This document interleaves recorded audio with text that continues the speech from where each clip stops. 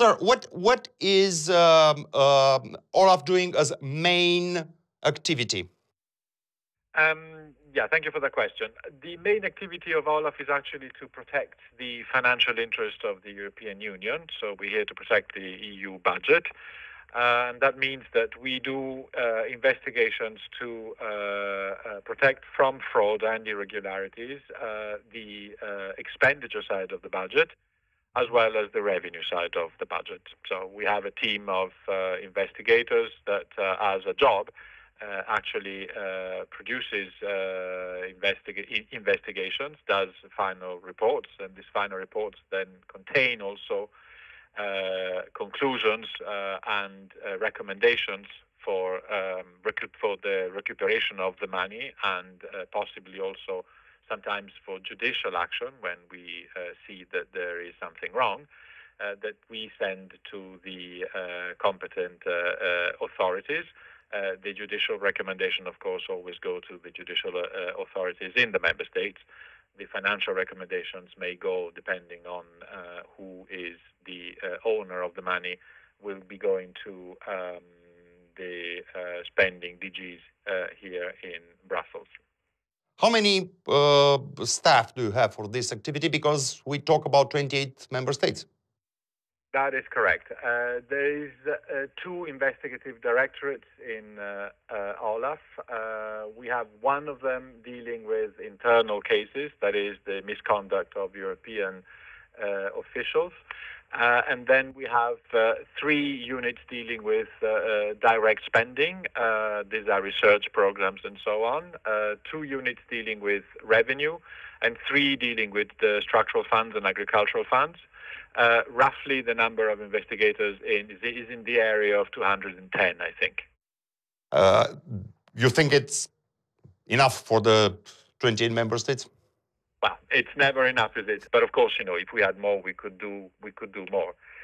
Maybe I should also say that in the work that we do, particularly after we have done the investigation and we send the outcome of the investigation, and because we've done recommendations to the judicial authorities in the member states, then we also cooperate with them in the monitoring of what's being done with those recommendations. So, can you do on short difference between fraud and irregulation?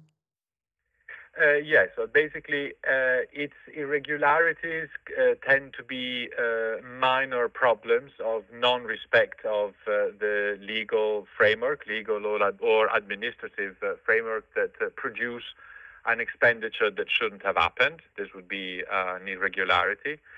In that case, of course, we need to make sure that money that has been unduly spent is recovered, or money that has been unduly not perceived is actually perceived, so it goes into the EU budget. These you could, if you want to use a more generic term for that, it would be a mistake, say, so something has gone really genuinely wrong.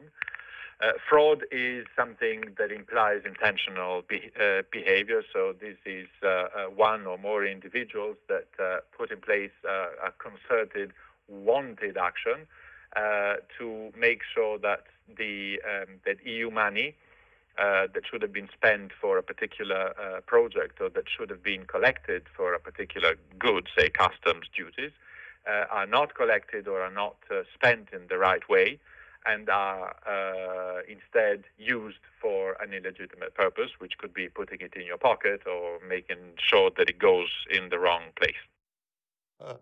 Sir, do you have some kind of an average or some kind of term for how long such a complex investigation can be? Yes, I mean, of course, there are investigations of a different nature. Some of them are simpler, some of them are a bit more difficult. We have an average figure, which is in 2016, that's the last report that we've done, is 18.9 months. Mm-hmm. So that's the average duration of our investigations, depending on complexity or simplicity. Some of them can last a few months, and some of them can last a bit more than 19 months, say.